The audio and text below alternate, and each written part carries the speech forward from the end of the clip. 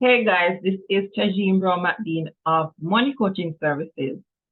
So today I'm sharing a story with you. All right, so when I was working at Scotia Bank, I after working about 5 years, I realized I don't have any savings.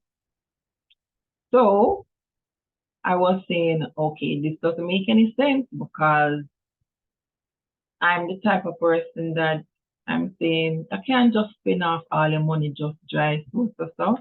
What you plan to do in the future when you have children and when you understand your need when you're starting your family, you need to cut these type of habits.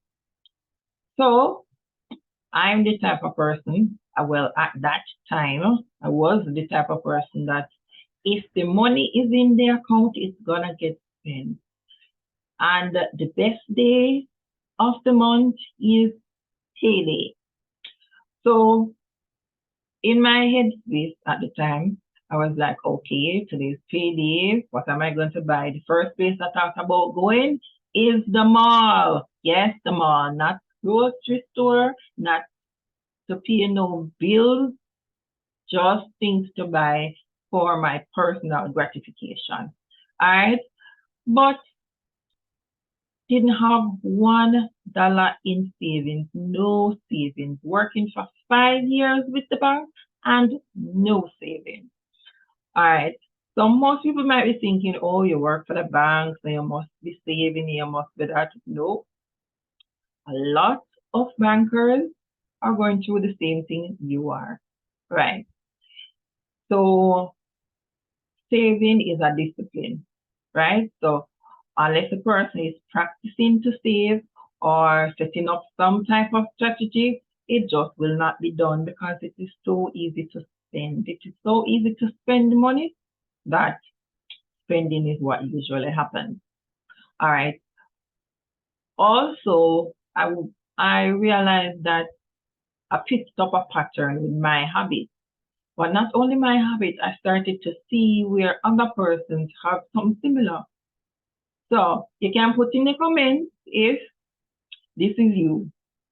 So by the time the first 2 weeks of the month has passed, after you have been paid, first 2 weeks after being paid, you have basically spent off 80% of your salary. 80. Yes, 80%.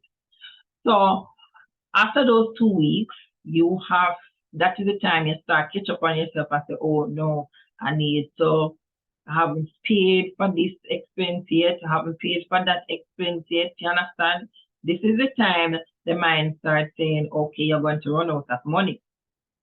Right, which nobody wants to run out of money before payday, which most of us do, especially if you don't have a savings.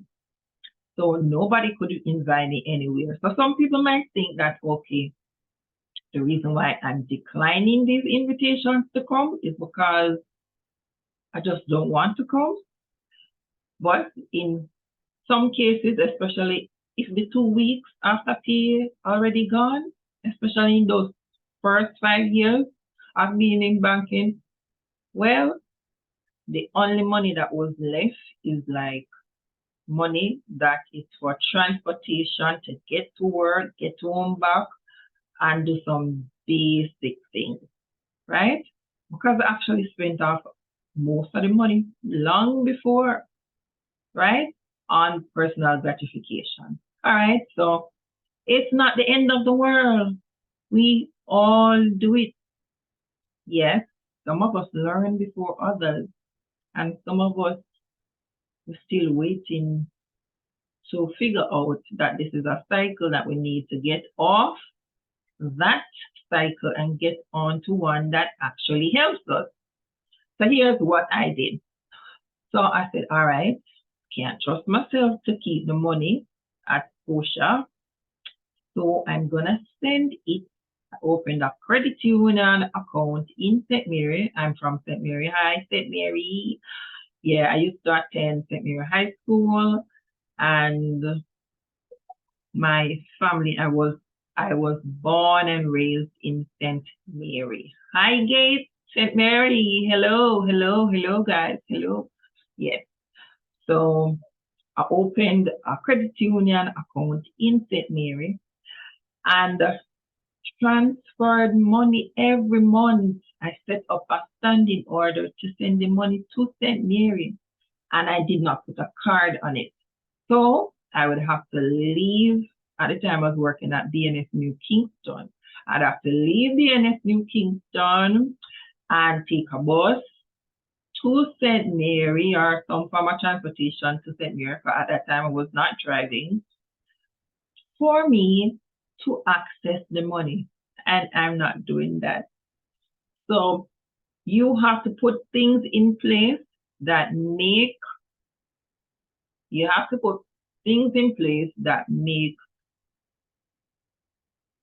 it easy for you. So in other words, you have to know what are your limitations. You have to know what is it that Tagene normally does, right?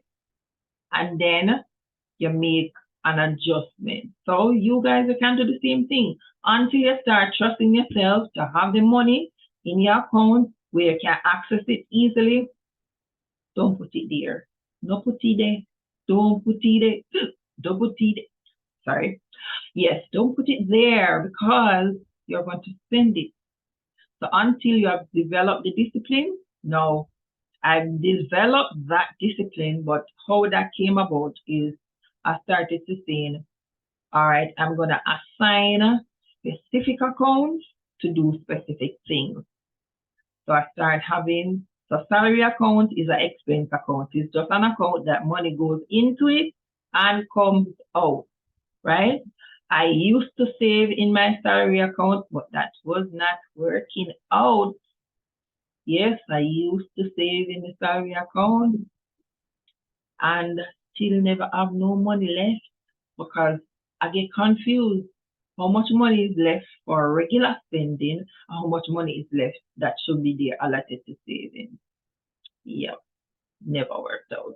All right, so after I got some discipline, I was now able to save at the same location that I was working.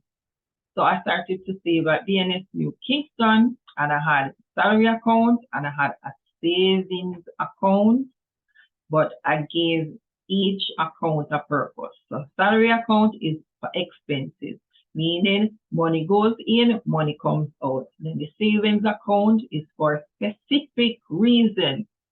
So it was set up like an emergency fund. So emergency fund is not for hair, shoes, and nails. Nope. So I didn't use it for that, right? So only if I had an emergency would I touch it. Then I started setting up other accounts, which was like an insurance account. So car insurance and a house insurance. Yes.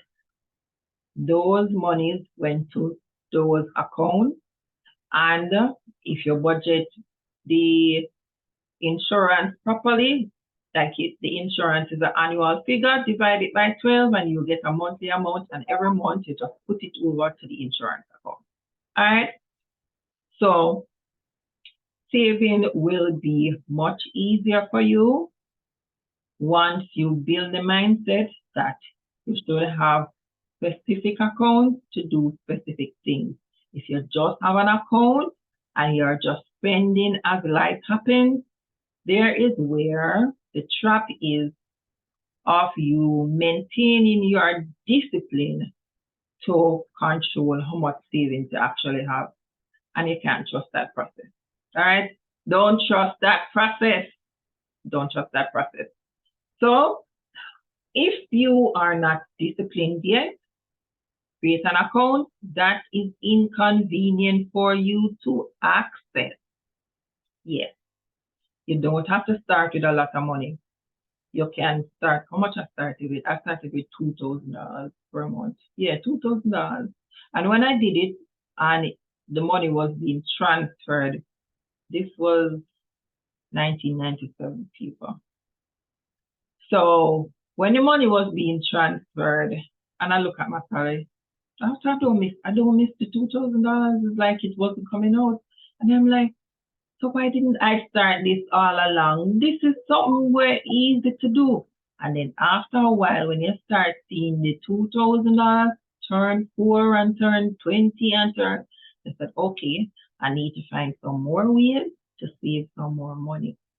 And there's where your mind starts shifting now from you being a non-saver to you actively looking for ways to save. And that's what we want for you guys. We want you to actively start saving so that you can move on to the next step, which is investing. All right, so this is Tagene from Money Coaching Services. And if you need any more information, any advice, you want to know about any of our trainings, upcoming or recorded training, you can visit our website at moneycoachingservices.com. All right, bye. See you in another video.